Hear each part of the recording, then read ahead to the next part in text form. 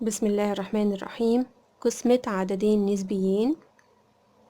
اوجد ناتج القسمة. برضو الاسم خدناها قبل كده في قسمة الكسور، فاحنا كأننا بنعيد على الدرس تاني، يعني خدناه قبل كده زمان في قسمة الكسور. بنعمل ايه؟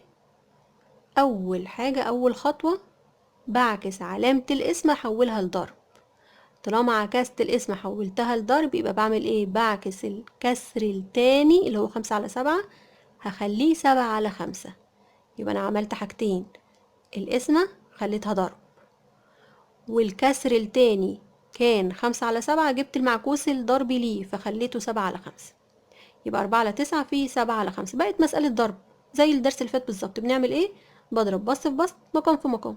يبقى 4 في 7 ب28، 9 في 5 ب45. وطبعا في الآخر بشوف ال28 على 45 دي أبسط صورة ولا لأ. طبعا هي هتطلع أبسط صورة. مسألة تانية، أول خطوة في القسمة تحويل القسمة لضرب. ازاي؟ ال3/4 اللي هو أول كسر بينزل زي ما هو، والقسمة تتحول لضرب. تاني حاجة بعكس بقى 9/10 خليها 10/9. الكسر التاني بجيب المعكوس الضربي ليه، يعني بخلي البسط مقام والمقام بسط. يبقى أنا عملت حاجتين، القسمة حولتها لضرب، والكسر التاني جبت المعكوس الضربي ليه. دلوقتي بقى بنعمل ايه؟ بنضرب بسط في بسط، مقام في مقام. المسألة اتحولت من اسم لضرب خلاص. 3 في 10 30، 4 في 9 ب36. هل يا ترى ال30 على ال36 ده أبسط صورة؟ لا. أقدر أبسط؟ ينفع. هنقسم على 6، 30 و36 الاتنين بيقبلوا القسم على 6. يبقى على 6 فيها ال5، على 6 فيها ال6، يبقى الناتج 5/6.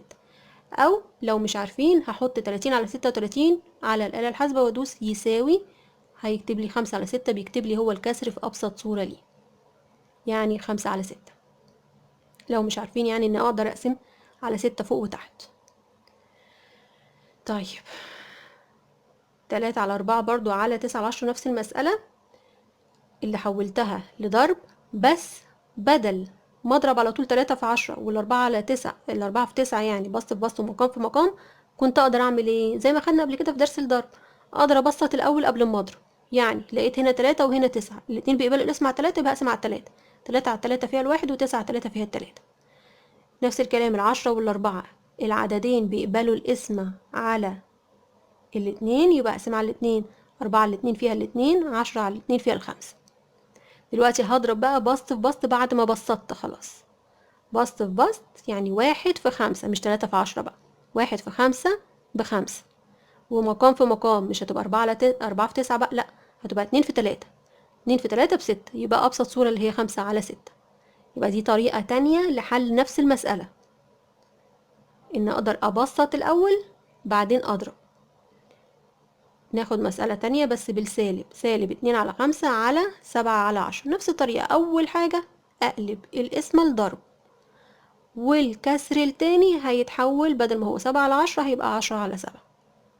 يبقى -2/5 في 10/7. نقدر نعمل ايه؟ نضرب بسط في بسط، مقام في مقام. يبقى السالب دي بعتبرها بسط، -2 في 10 تديني -20. 5/7، ما خلاص السالب دي كأنها فوق، كأنها بسط خلاص. بعد كده 5 في 7 يعني ب35. يبقى دلوقتي الناتج -20/35. ده أبسط صورة؟ لأ. بيتعمل ازاي؟ احطها زي ما هي على الآلة الحاسبة، -20/35 وادوس يساوي، هتديني -4/7. لو مش عارفين ان اقدر اقسم على 5 يعني فوق وتحت. مسألة كمان، 3/7 على 3. على طول ال3 ده عدد، على طول اعمله على 1 عشان يبقى كسر. اي عدد عايزة احوله لكسر على طول بقسمه على 1. بقت مسألة عادية. بعمل ايه اول خطوة؟ القسمة بتتحول لضرب، والكسر التاني اللي هو 3/1 هيبقى 1/3. حولت البسط مقام والمقام بسط. خلصنا. يا اما بضرب بسط في بسط، مقام في مقام، او اللي يحب يبسط الاول بنبسط. هنا اشطب 3 مع 3، كاني قسمت، يعني 3/3 فيها الواحد، 3/3 فيها الواحد. ما اقدرش ابسط اكتر من كده. خلصنا التبسيط، اضرب بقى بسط في بسط، يعني 1 في 1. مش ال3 بقى دلوقتي، مش 3 في 1، لا، 1 في 1 هتديني 1. وسبعة في واحد، مش سبعة في تلاتة، سبعة في واحد بسبعة، يبقى الواحد على السبعة دي ايه؟ أبسط صورة. اللي يحب يضرب الأول بعد كده يبسط، هي الأسهل يعني، فهنعمل كده براحتنا. 4/10 أو 4/10، سوري، 4/10 اللي هي لما أحولها لكسر هتبقى 4/10.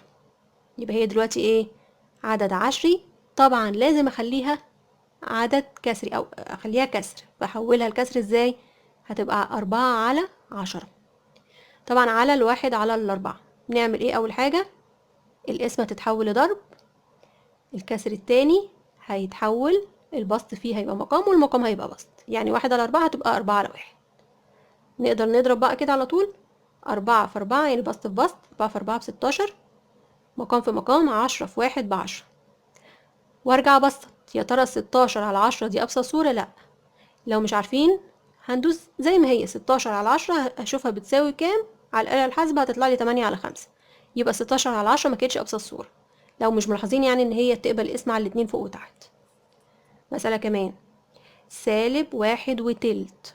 الأول ده عدد كسري، عايزة أحوله لكسر بس، يبقى أعمل إيه؟ المفروض إني بضرب 1 في 3 زائد 1 في 3 ب3 زائد 1 ب4، يبقى كأنها بسالب 4/3. مش عارفين زي ما هو كده، وأدوس يساوي على الآلة الحاسبة هيديني -4/3 على 2/9. مسألة القسمة، أول حاجة أحول القسمة لضرب، وبعدين الكسر التاني اللي هو 2/9 هيبقى 9/2. يبقى المسألة بقت -4/3 في 9/2. بعد كده بعمل ايه؟ بسط في بسط، مقام في مقام، يبقى -4 في 9 بسالب 36. السالب بعتبرها بسط، اتفقنا؟ يبقى -4 في 9 تديني -36، و3 في 2 ب6، والسالب 36 على 6 هشوفها على الآلة الحاسبة بتساوي كام، هتديني -6.